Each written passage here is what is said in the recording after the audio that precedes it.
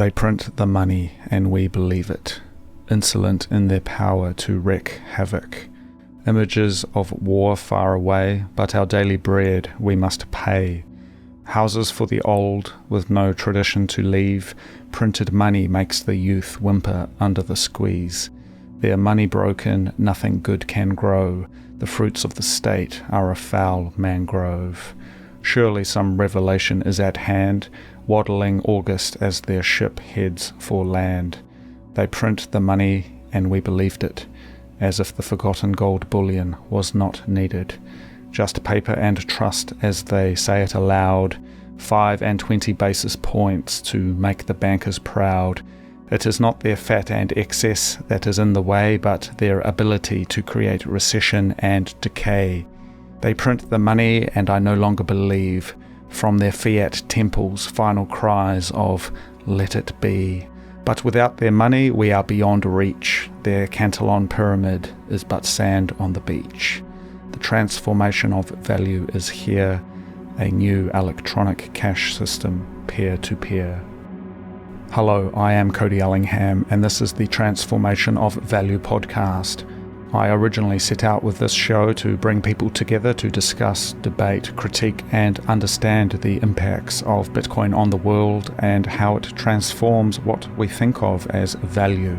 The very first episode was a group of my fellow Kiwi Bitcoiners talking about the future of Bitcoin in New Zealand. Since then, I've been fortunate to have a range of incredible guests on the show, from anarchist thinkers to former central bankers, Bitcoin developers, authors, musicians, philosophers, and rugby players. Everyone has been welcomed to join the show and share their perspectives.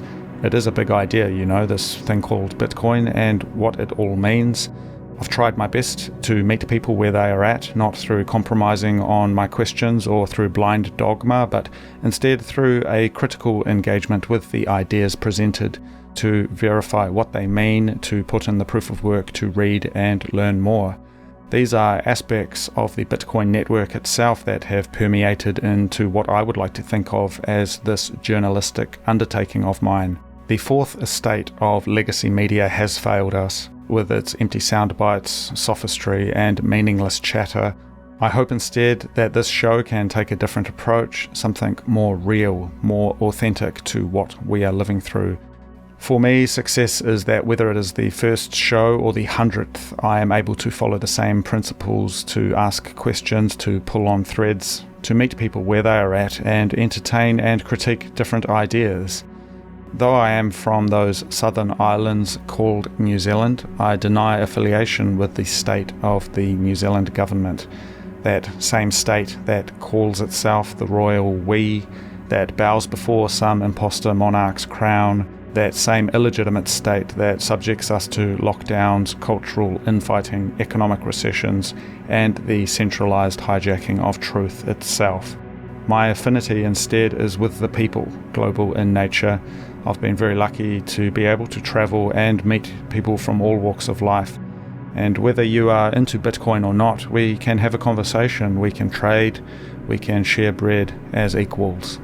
Great change is coming, and it is clear that the holy mother nation state is falling, though there are many who cannot or choose not to see that which is approaching. No matter where you live, inflation has debased the money, it has hollowed out the walls of the temple. The quality of state-sanctioned services has declined, and the cost of houses has gone up. Life has gotten more difficult. War and the violence of the state are no longer phenomena of shock and awe, but always everywhere banality that we have acclimatized to. But I am not one for the end of times or that little black pill. Instead, with a bit of classic Kiwi optimism, call it foolish, but I see hope. I see hope every time a block is mined, every time a transaction is made, every time a Bitcoin node comes online. It is not about the politicians or the personalities. They are just people like you and I. It is the structure of the state apparatus itself that is the problem. The body politic has no soul left to give to the leviathan of the state. The new cryptographic order of Bitcoin is inevitable, as surely as the printing presses and the steam engines heralded in their own new eras. The separation of money and state is an idea whose time has come. and what an exciting time it is. Now, I want to take a moment to thank you, dear listener, for your ongoing patronage. The ideas brought up on this show are all for your critical inspection. Wherever you happen to be when you listen is where the dialogue finds its true form. Whether you agree or disagree with what is said, it is the act of engagement with the ideas that is really important.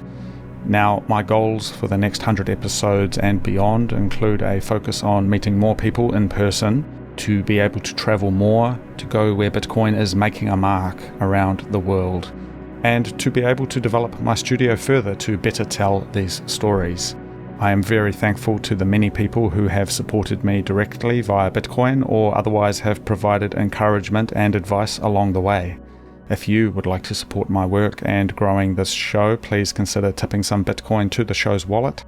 Otherwise, share the show with a friend who you think may enjoy it. But that's all for today. No guest, just you and I, and some thoughts about Bitcoin. Thank you for listening. I am Cody Ellingham, and that is the transformation of value. I will be releasing the next episode very soon, but in the meantime, if you would like to get in touch, please send me an email at hello@thetransformationofvalue.com and I will get back to you.